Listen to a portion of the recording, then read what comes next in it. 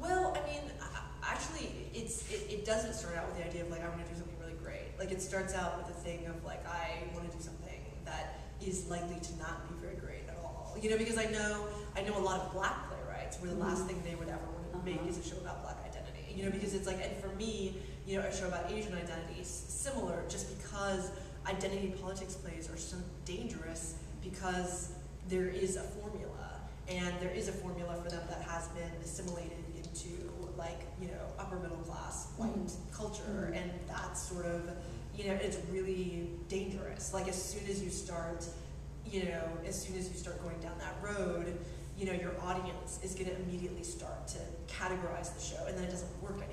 You know, because it's like if the, you know, if the 70-year-old rich lady watches it and she's like, oh, how lovely, you know, to learn about Black people, like, and this is that, you know, then that is not what we're going for, and you know, and also like the person, I don't know, there was just like so many.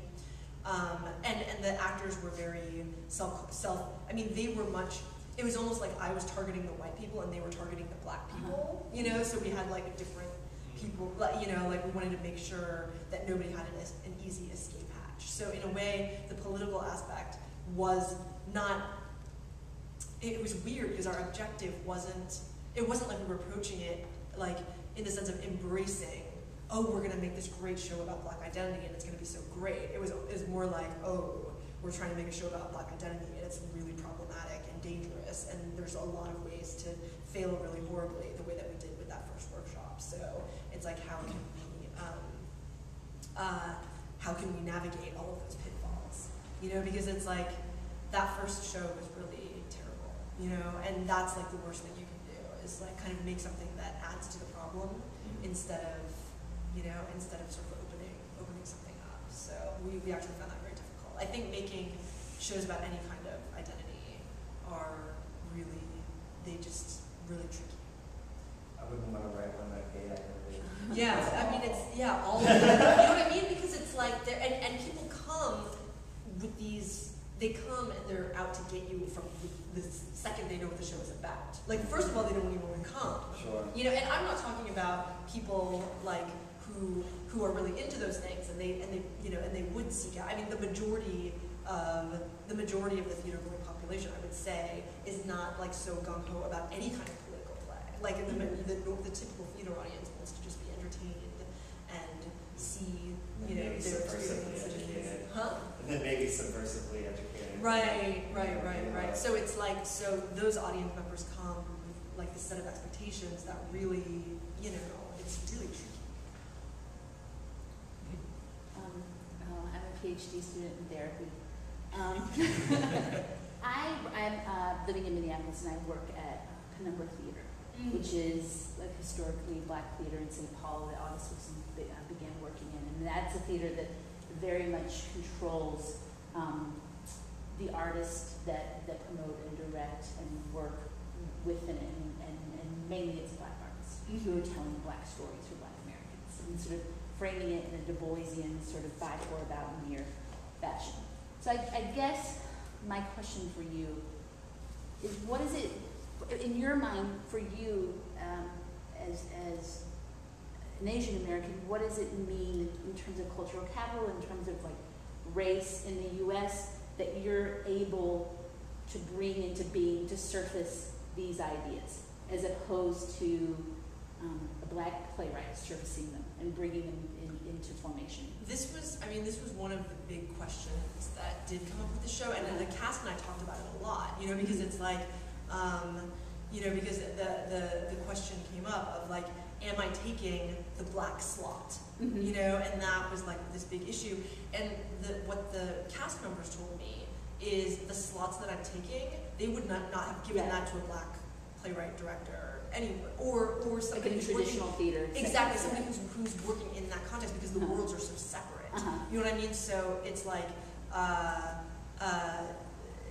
because I don't know, it's like, it's almost like the context that I'm working in is a very circumscribed. Like it's a very specific. You know, like I'm not working in the Asian American theater community, which is a different, you know, or the African American. It's like the experimental theater community of downtown New York. which is really specific. We go to the same places, and the audiences are largely white. I mean, my audiences tend to be more diverse than most, but it's like the audiences are largely white for the specific sort of genre of theater, and that's kind of my network.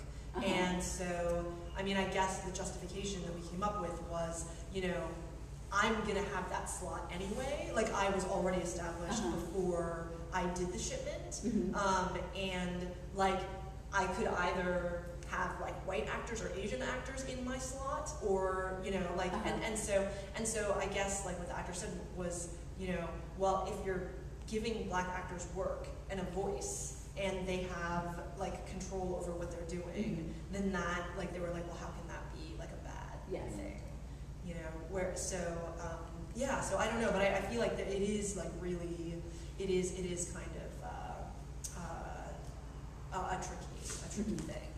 You did show on Asian Americans. I did. So tell us about that. That was a show where it was this Asian American identity show that got eaten by a white couple having a relationship.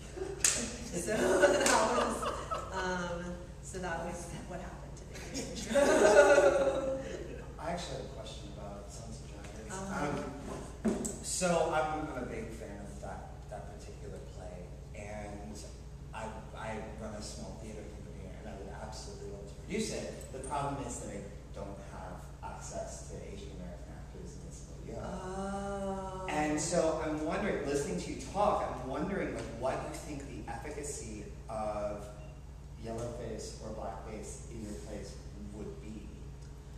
I mean, I don't really know. Like, you know, like, it's never. I mean, it carries such a weight. I'm wondering if it would throw the balance off of the pieces, or if it would actually endorse the underlying theme. Yeah, I don't know. I mean, I've been asked this question by European presenters, in which case, like, I'm usually like, it's probably not a good idea, you know, just because of the way race is, you know, like, but, you know, in Europe, like, race is definitely, there's a lot of weird things going on there, so I think I would be uncomfortable with that.